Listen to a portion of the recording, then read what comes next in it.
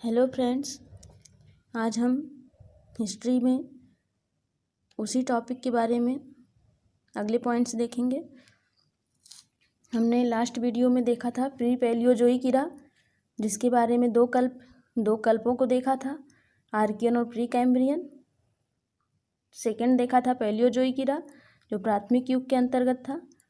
इसमें प्राथमिक युग आते थे शक, या इसमें जो शकों की संख्या थी या कल्पों की संख्या थी वो 6 थी। कैम्ब्रियन, आर्डोविसियन, सिल्यूरियन, डियोनियन, कार्बोनीफेरस और पर्मियन, इन सब की विशेषताएं हम लोगों ने देख ली थी। अब थर्ड देखते हैं मेसोजोइक इरा या महाकल्प। तीसरा टॉपिक है हमारा मेसोजोइक इरा।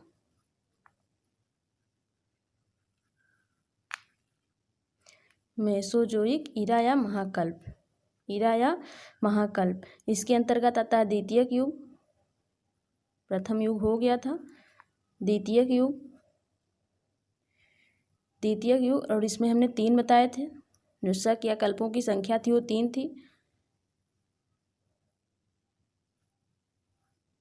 कौन कौन सी? पहली थी ट्रियासिक कल्प, दूसरा था जुरेसिक कल्प, तीसरा था क्रिटेशियन कल्प। ये हम लोगों ने लास्ट वीडियो में देखी है। अब इनकी विशेषताएं बची थी, इनकी विशेषता देख लेते हैं। ट्रियासिक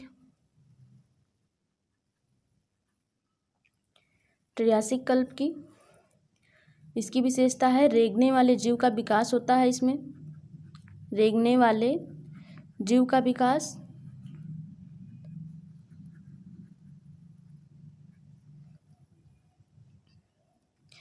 रेंगने वाले जीवों का युग भी इसको बोलते हैं, इसीलिए रेंगने वाले जीवों का युग बोलते हैं।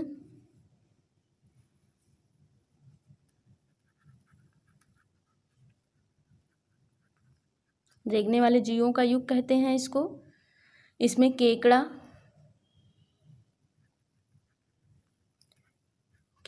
आदि आते हैं। जैसे जो जीव थे रेंगने वाले, उसमें केकड़ा हुआ, इन सब जीवों के बारे में आता है। भारत की गोंडवाना की जो चट्टान की प्राप्ति हुई वो भी इसी युग में हुई, इसी कल्प में हुई थी।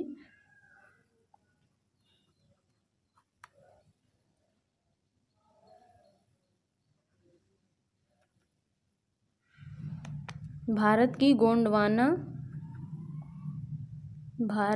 गोंडवाना की चट्टानों की प्राप्ति हुई। इतनी विशेषताएं पाई जाती हैं ट्रियासिक युग की। अगला था जुरेसिक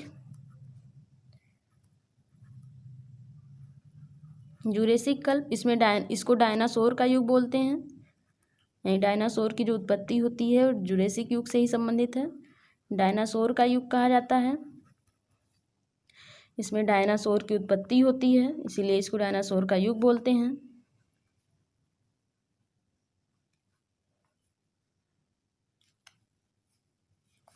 कंगारू की उत्पत्ति इसी में होती है। कंगारू की उत्पत्ति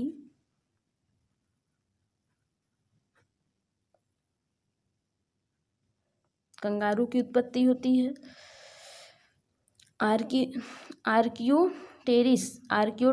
किसको कहते हैं? आर्कियोटेरिस उसको कहते हैं जो लैंड और वायु दोनों में पाई जाती है। आर्कियोटेरिस की उत्पत्ति होती है।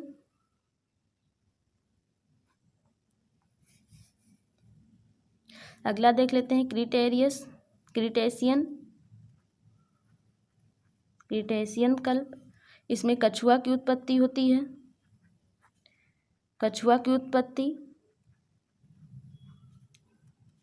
रॉकी व एंडीज, रॉकी पर्वत कहाँ पाया गया? उत्तरी अमेरिका में रॉकी, ये उत्तरी अमेरिका में पाया गया है। उत्तरी अमेरिका में रॉकी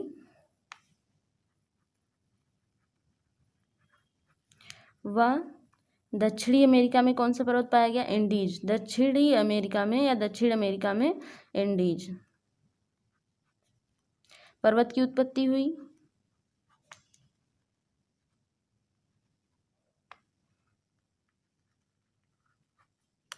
भारत के महाराष्ट्र में ज्वालामुखी के कारण काली मिट्टी का निर्माण हुआ, जो लोनार झील से संबंधित है। भारत के महाराष्ट्र में ज्वालामुखी के कारण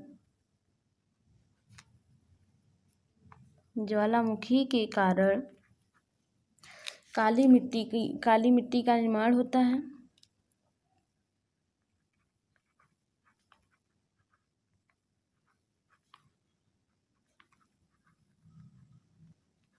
काली मिट्टी का निर्माण इसी में हुआ था, इसी कल्प में। ये हमारा कंप्लीट होता है। ट्रियासिक की विशेषता थी, इसमें रेंगने वाले जीव का विकास होता है। रेंगने वाले जीवों का युग इसीलिए इसको बोलते हैं। केकड़ा केकड़ा जैसे रेंगने वाले जीवों में केकड़ा हो गया। भारत की गोंडवाना की चट्टानों की जो प्राप्ति हुई थी वो ट्रियासिक कल्प में हुई थी। जुरेसिक युग की कल्प की विशेषता है, इसको डायनासोर का युग बोलते हैं। ऐसा क्यों बोलते हैं? क्योंकि इसी कल्प में डायनासोर की उत्पत्ति हुई थी। कंगारू की भी उत्पत्ति जुरेसिक युग में कल्प में ही हुई थी। आर्कियोटेरिस की उत्पत्ति, जो लैंड और वायु दोनों में पाए जाते हैं, उनको बोलते हैं आर्कियोटेरिस। और इनकी भी उत्पत्ति कहाँ से देखी गई? जुरेसिक कल्प से ही देखी गई। क्रीटेशियन कछुआ की उत्पत्ति इसी में हुई। उत्तरी अमेरिका में रॉकी व दक्षिणी अमेरिका में एंडीज पर्वत की उत्पत्ति क्रीटेशियन कल्प में ही हुई थी। भारत के महाराष्ट्र में जो लोनार झील है, वहाँ से ज्वालामुखी के कारण काली मिट्टी का निर्माण हुआ था। अब चौथा महाकल्प है सियोजोइक महाकल्प या सियोजोइक ईरा। इसको बोलते हैं तृतीयक युग है ये। प्रथम देख लिया, द्वितीय देख लिया और ये है तृतीयक युग। इसमें बताए थे 5 प्रकार के पाए जाते हैं कल्प। इसमें 5 कल्प होते हैं। कौन कौन से? पहला था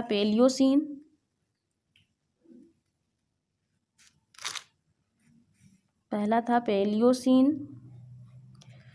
दूसरा था इयोसीन, तीसरा था ओलिगोसीन, चौथा था मायोसीन और 5वां था प्लायोसीन। इनकी विशेषता देख लेते हैं। पहला पेलियोसीन,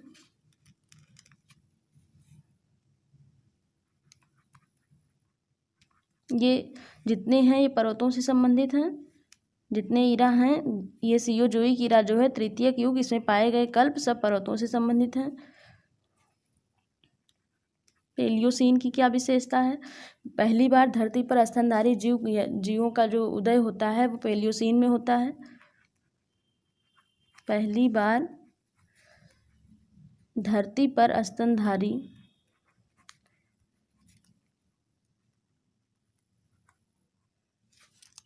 जीवों का, स्तनधारी जीव जो थे उनको प्राइमेट बोला गया।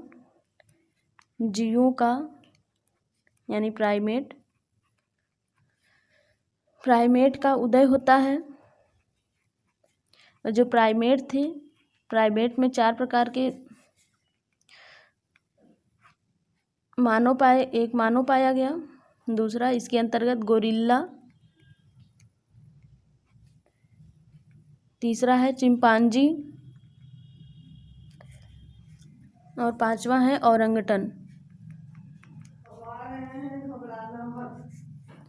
मानव ये कपि वर्ग था। ये जो मानव था ये आज की मानव नहीं, एक कपि श्रेणी के थे। कपि यानी वानरों की प्रजाति थी मानव की। इनकी उत्पत्ति हुई थी।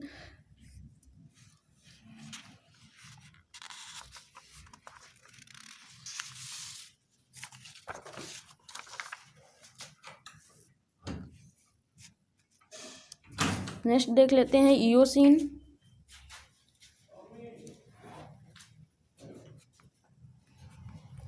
इसमें ट्रांस हिमालय का उदय होता है।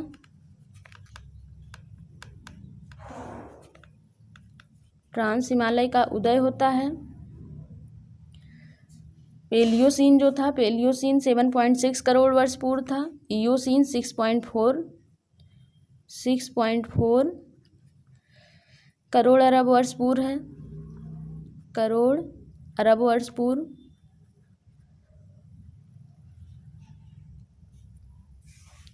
इसी में इयोसीन में ही काराकोरम, ट्रांस हिमालय के अंतर्गत जितनी पर्वत श्रेणियाँ आती हैं जैसे काराकोरम,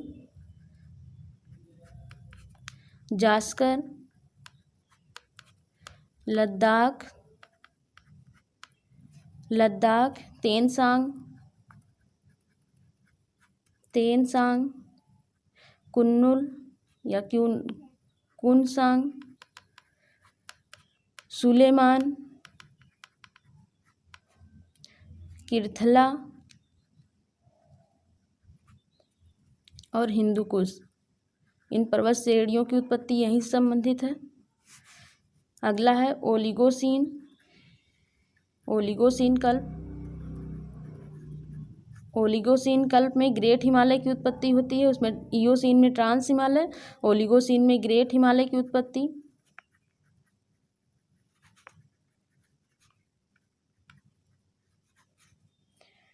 यह 4.24 से 2.5 करोड़ अरब वर्ष पूर्व की बात है, करोड़ अरब वर्ष पूर्व में हुआ था।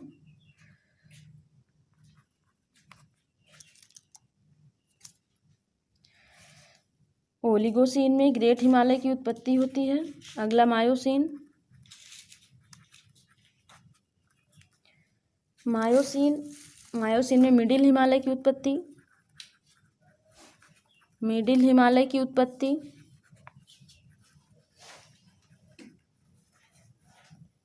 यह 2.5 से 1.1 करोड़ अरब वर्ष पूर्व हुआ था। अगला है प्लायोसीन, इसमें शिवालिक हिमालय की उत्पत्ति हुई।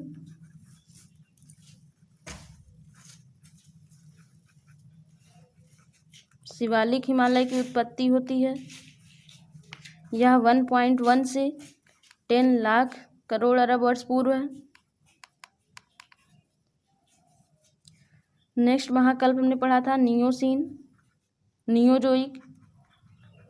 नियोजोइक महाकल्प या इरा। यह चतुर्थक युग था, इसमें 2 कल्प पाए गए, पहला प्लायोसीन, दूसरा होलीसीन।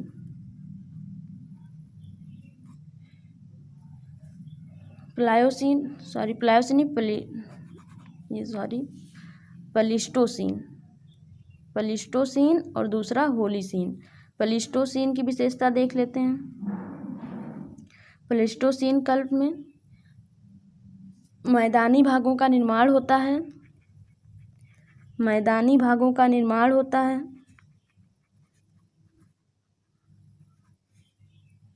ये 10 लाख से 10,000 करोड़ अरब वर्ष पूर्व है।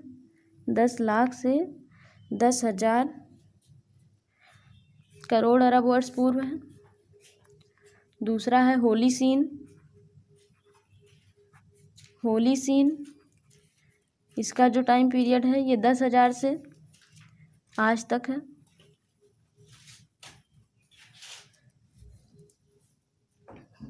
पृथ्वी की उत्पत्ति टॉपिक कंप्लीट होती है।